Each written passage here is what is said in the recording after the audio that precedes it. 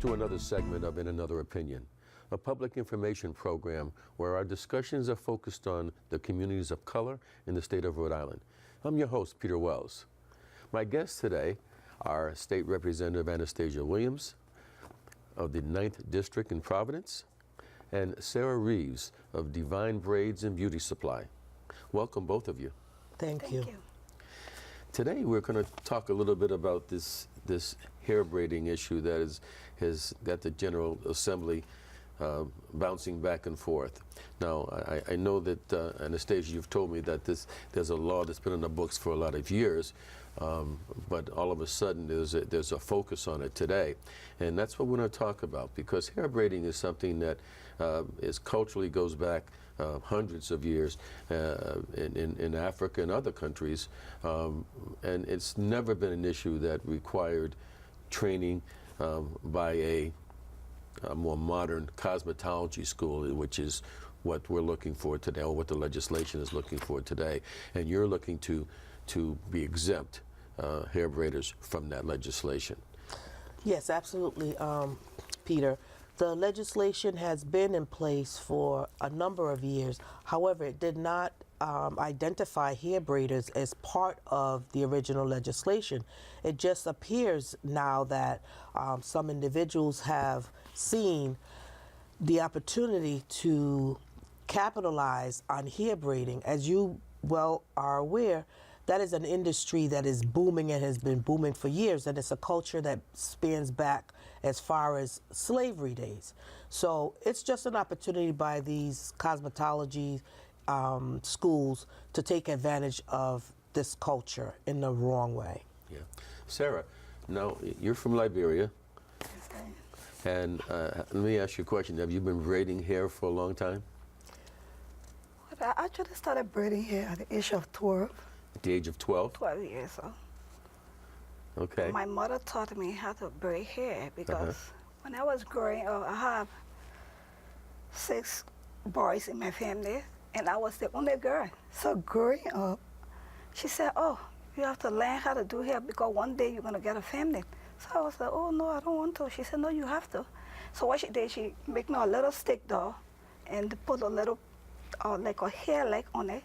And I started learning how to braid hair. Then each time when I do it the wrong way, she said, no, you have to undo it and do it this way.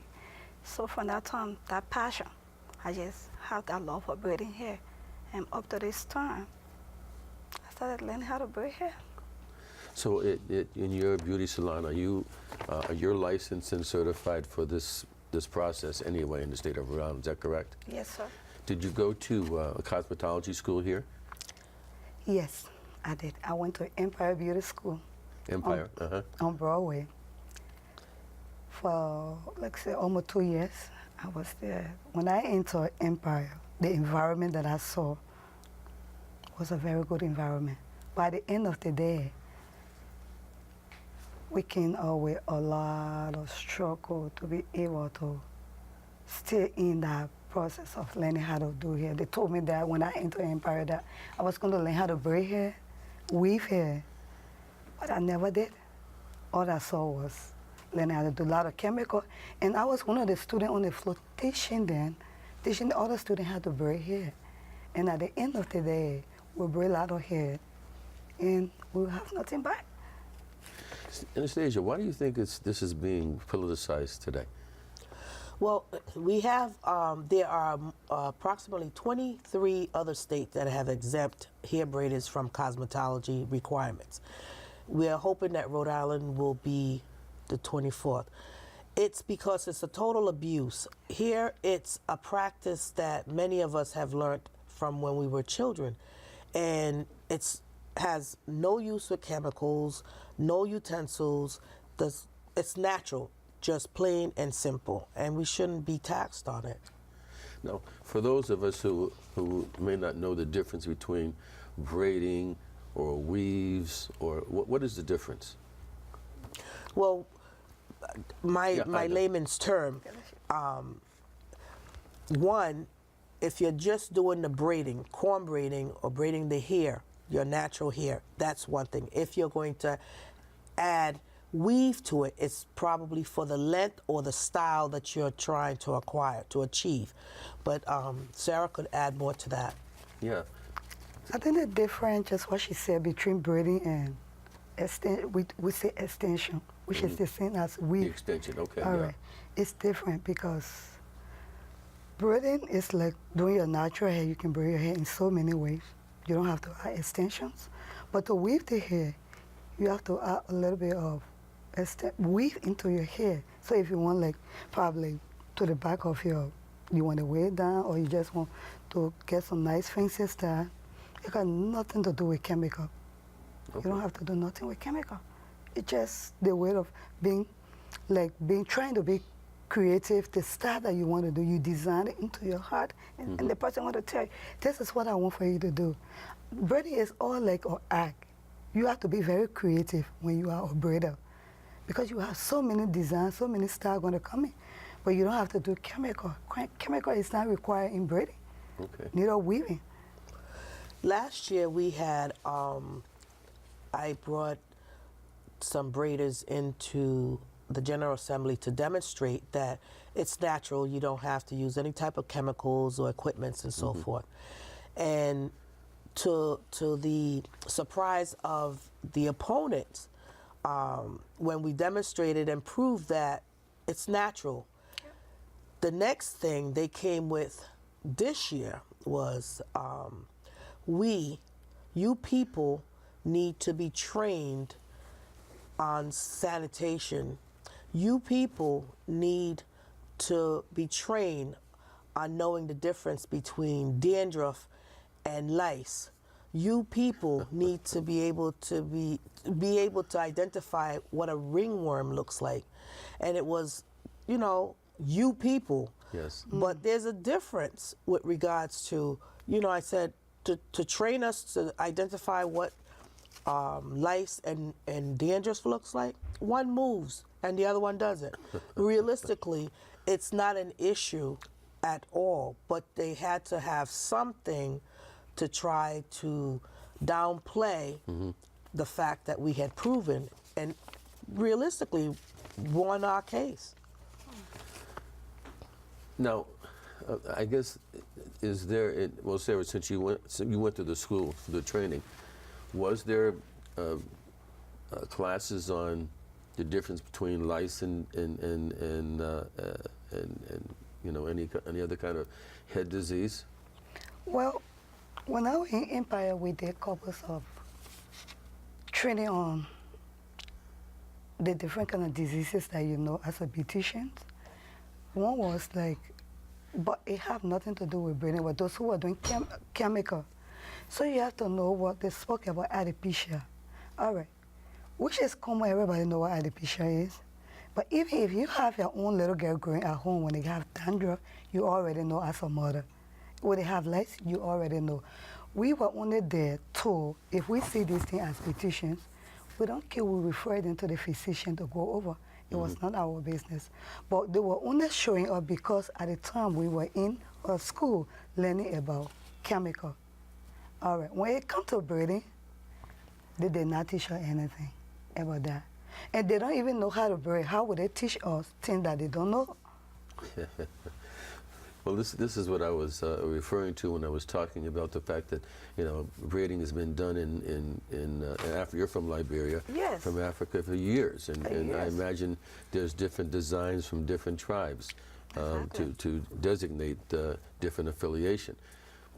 And you never saw any chemicals used in your home country, correct? Not chemical. You just scrub your comb. Yeah. For your customer that you braid it hair, afterward you just rinse your comb out, put in a little parasite, and that's it. Yes. You don't need to use no chemical. Anastasia, what kind of support do you have right now in the General Assembly to get this exemption through? Well, it is our hopes that the Senate will adhere to the facts opposed to the lobbyist who's advocating on behalf of Empire, Beauty Cosmetology School, Tony and Guy, Paul Mitchell, so they're lobbying to force these individual braiders in the state of Rhode Island to go into the expense of $15,000 to $18,000 to the school that's not teaching about braiding and have absolutely nothing to do with these individuals who have been doing it as part of their culture, other than giving them a financial burden of still having to pay this loan back for something that they're not even equipped to teach. Now, do they offer the loans? The schools offer the loans directly to the students? I think the school, what happened, they offer the loan, but they have 3 different kind of loan they offer. So if you take that loan, right upon graduations, they will make you, whether you have a job or not, you have to start paying back. So at the end of the day, a lot of these students, I know a few of my friends who are 27 in my class that actually went to Empire. And you have to make certain grades from the beginning. We have to make 85 to stay in the class. Then they carry the grades up to 95. If you don't make 95, they drop it from out of the class. So a lot of the girls, women drop from the class. We were in the class, but the loan is killing a lot of these kids. They have these loans, they can't get a job, they're passing everywhere, working Burger King, Walmart. I mean, they went to school to become a cosmetology, but after graduation, they didn't have the job. They could not find a job for them. I personally did not find me no job. So what I ended up doing, I worked in the factory for 5 years. After that 5 years, when I went to the school, I have to, went everywhere begging for loan, could not find loan. No one could help me. I started my business with $1,000, $1,000. And today, if I tell anyone that I started a business with $1,000, they will not believe it. So I asked myself, I mean, we live in this country where people have given the opportunity to get loan, to be able to make business. Why it's so hard? I'm not the only person that experienced that. 2 of my friends who opened salon, they could not even get loan. Yes. Well, I think that one of the issues that minority businesses have a problem with is getting loans for businesses, period. And it's regardless of the industry, whether it's whether it's salons or whether or not it's a consulting company. But the point is, loans are very difficult to get. Now, what these schools are national schools, Empire, Tony and Guy, and I forget the name of the other. But Paul are they? Paul Mitchell. Paul Mitchell. Are they all over the country? Do you know? To my knowledge, Tony and Guy is very, spread out throughout the United States. How much Empire is, I'm not too sure. Empire too. They're everywhere. And it's part of their advertisement is that if you go to their school and you graduate, they'll find a job for you or help you find a job? That's what they said. Well, that's what they okay. Now, what about you said you were looking for money to pay back this loan. How was the loan structured? Do you recall? Well, when Miss Becky told me, she said, "Oh, Sarah, it's like they have to give you probably a quarter, like the first quarter, a period of the semester, the school have to like give you certain amount, like probably 1,002 back, but which was not enough. Then after graduation, but you have to spend 1,500 hours.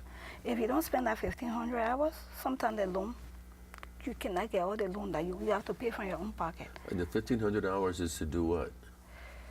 Upon completion of the course that you're going to do. Yes. But if you cannot come up with the grades, so they have to drop you. If they drop you, you still have to pay the loan back. So Okay. it was just so much heavy burden. So if you know this person will not complete the course, what will you charge in the loan that you already took the money from? Wherever you took the money, you tax the person to pay that money back. But they're not in the school anymore, but they still have to pay that loan. So the 15 hours, is that 1,500 hours, is that like an internship? No, No, the it's a 1,500 regular. hours is a requirement for graduation. The law states it used to be 15 hours. see. Last year we passed and reduced it to 1,200 hours Okay. for barbers. So there's no requirement, no longer any requirement for 1,500 hours for the training. It's now 1,200. Oh, Okay, I see. yeah. So the cost of going to the school is approximately $15,000 to $18,000, Exactly. and then there's and that comprises of 1,500 hours of classroom. Yes. Okay. Now, since we're talking about braiding more specifically, when you were in the class, did you have to bring in people to show how to braid? What actually happened, like sometimes they have walking customer or to call to make an appointment. Hey, we want to braid our hair. We want to do dreadlock. We want to do retwist. But then they're going to say, all right, come over. We have people that can do them. So when these customers walk in, they will come to us with their people of color. We will do the rest, the braiding, the dreadlock, but they did not teach us. It was something that we already knew. Sure. So when we went to the school, they're going to charge them probably $40 to $50. Then they're going to pay. And after we do that, then they will leave that. It was just something that we're doing on the basis, like from day to day. But then at the end of the day, when we braid his hair, the money is given to the empire, and we have nothing back. And it appears to be a common practice, ongoing practice, because here Sarah is saying, here she wasn't taught how to braid. Mm-hmm. She's paying back this loan that realistically was a waste of money, and she is teaching them. My question would be, why wouldn't they have paid her to become a staff person to teach someone or train someone Yes. on her skills, opposed to her being the student and left with a loan that she's still paying back to this day? Yeah, it seems unfair and inequitable. So, Sarah, do you have any idea of how many people of color may be in these schools today, just for the purposes of being able to braid? We have so many of them. Even my niece is in Empire right now. They told her that she was going to learn how to braid. And her mother is actually having problem with the school because they're not even teaching her how to braid. Mm-hmm. So I have a lot. When I was in Empire, we had about 15 to 16 Okay. African American. Okay. We were in the school. We went there with the determination to learn how to do more braids and weave, but we were not taught. So at the end of the day, we were disappointed, but we have no option but to just stay there and learn chemical and get out of there. Well, you've done well. You've been in the country, I think you've told me, about 17 years, 17 good roughly. years.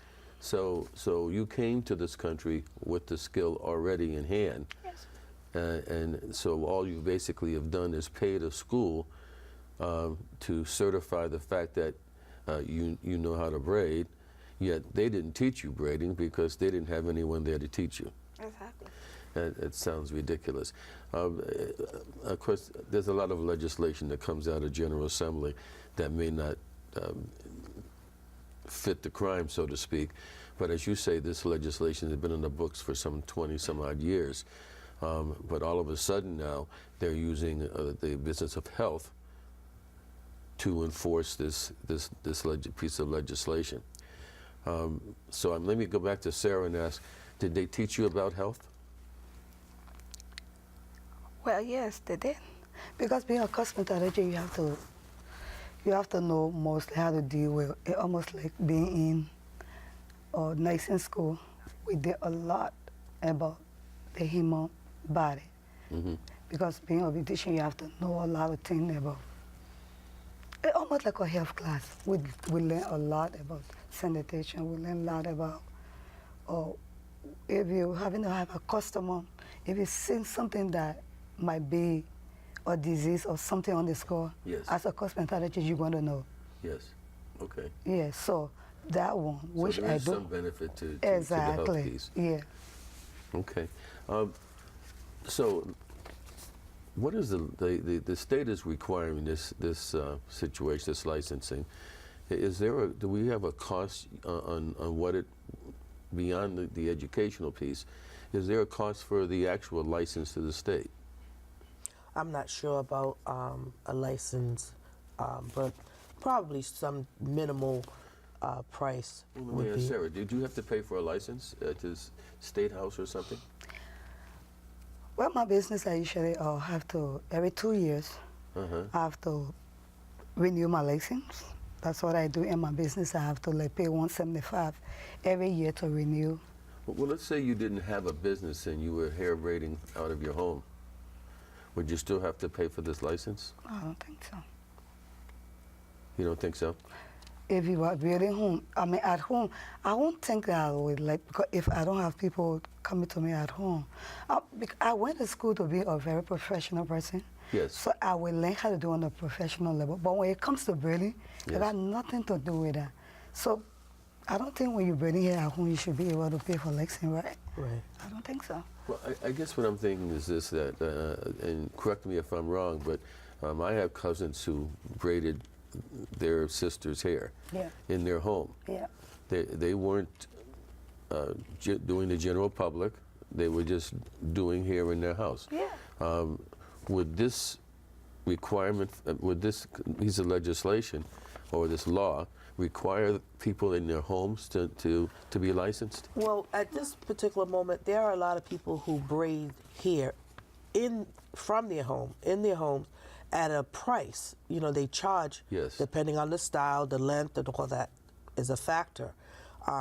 They're looking to even, impose this rule to those individuals because everybody can't go and open up a shop so they'll do it out of their household. They're trying to identify all who is doing this practice, this business out of their homes, in the corner store, or wherever, in a barber shop. So this legislation also passed the House, both out of the Corporation Committee and on the House floor. The hiccup occurred in the Senate. They didn't want to entertain it, didn't want to hear it. They heard it this year after 3 years. So hopefully they'll consider and bring it to the floor and exempt hair braiders from the cost of having to go to cosmetology school. So we've established the fact that there's no chemicals used in braiding Yes. or in weaving. Oh. And the only concern that is being raised now is the issue of health. Yes. Okay, so I guess the gap in this whole issue for me is people who are braiding their own children's hair. Right.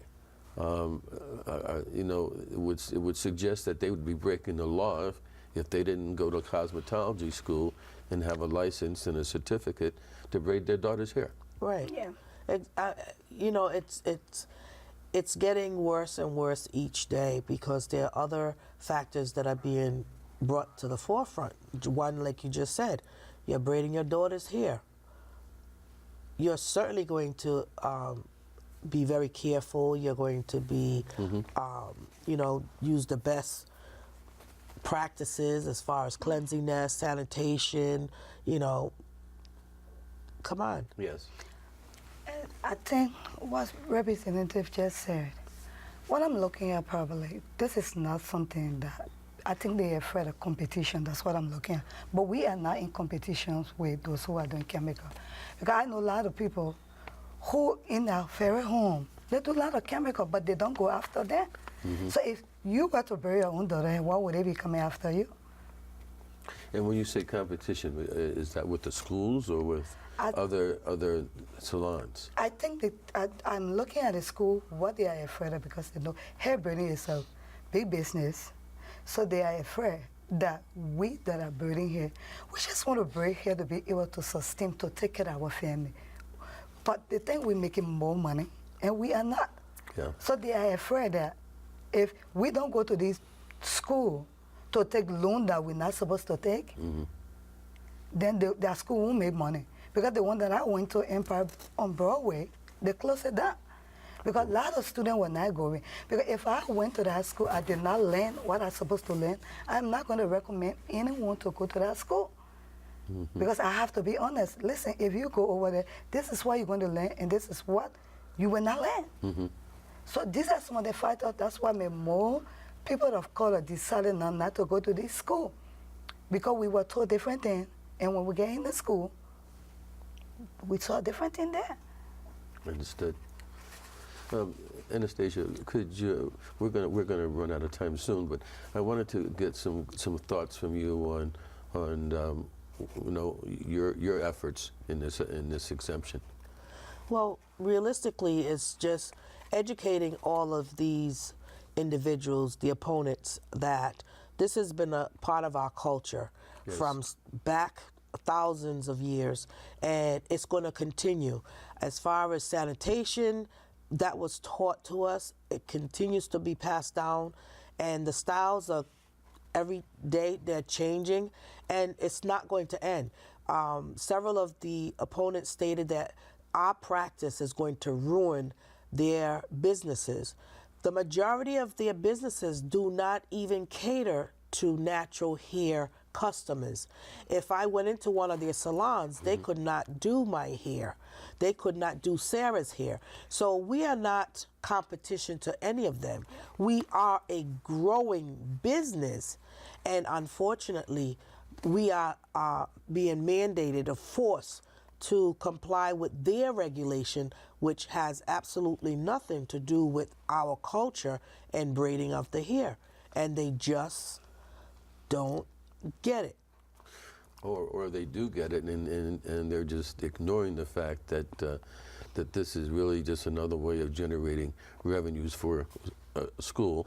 It is that. Which eventually gets passed on to the state through taxes and so on and so forth. And then you have lobbyists who are over there supporting their cause, and you don't have anyone, any paid lobbyists supporting the cause of The all other these side. African American women and men Yeah.